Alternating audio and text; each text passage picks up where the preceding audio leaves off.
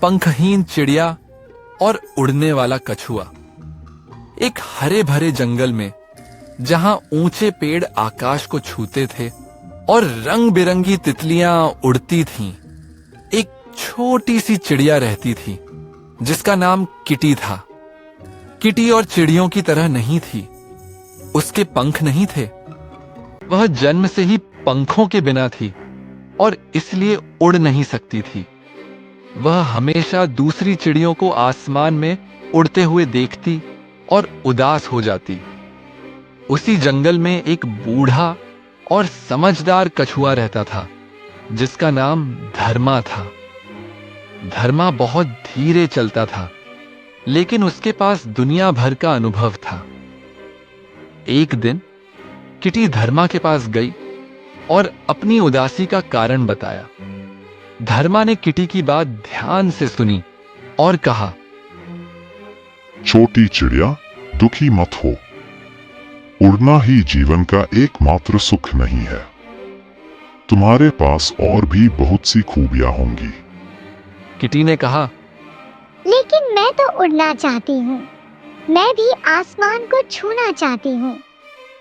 धर्मा ने कुछ देर सोचा और फिर कहा, मेरे पास एक विचार है। मेरी पीठ बहुत मजबूत है।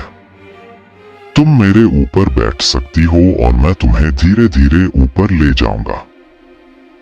किटी यह सुनकर बहुत खुश हुई। वह तुरंत धर्मा की पीठ पर चढ़ गई।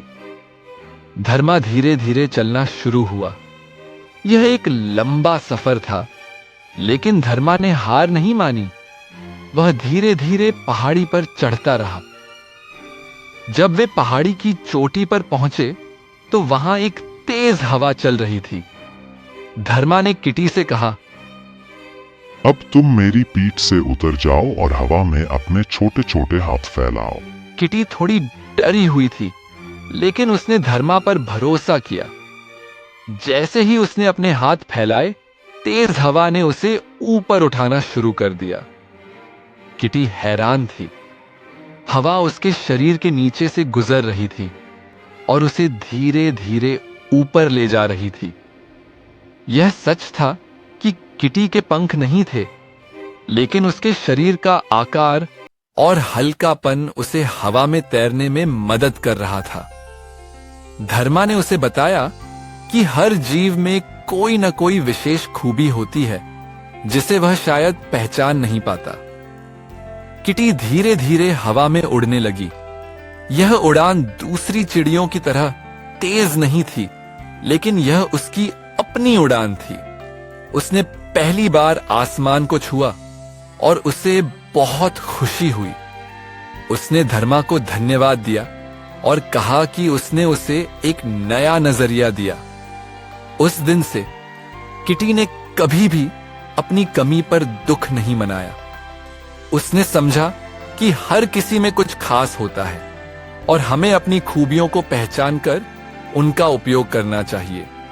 धर्मा और किटी गहरे दोस्त बन गए और अक्सर पहाड़ी की चोटी पर साथ में समय बिताते थे। मॉरल ऑफ द स्टोरी: अपनी कमियों पर ध्यान देने के बजाय अपनी खूबियों को पहचानें और उनका उपयोग करें। सच्ची दोस्ती और मार्गदर्शन से हम अपनी सीमाओं को भी पार कर सकते हैं। हर किसी में कुछ न कुछ खास होता है, बस उसे पहचानने की जरूरत है। कैसी लगी आपको यह कहानी? इस कहानी को अपने दोस्तों और परिवार के साथ भी शेयर करें। और हां, वीडियो को लाइक और चैनल को सब्सक्राइब भी जरूर करें। बेल आइकॉन प्रेस करेंगे तो सबसे पहले कहानी का नोटिफिकेशन आप तक पहुंचेगा। वैसे इस कहानी से आपने क्या सीखा और अगली कहानी आप किस विषय पर सुनना चाहते हैं, जरूर बताएं।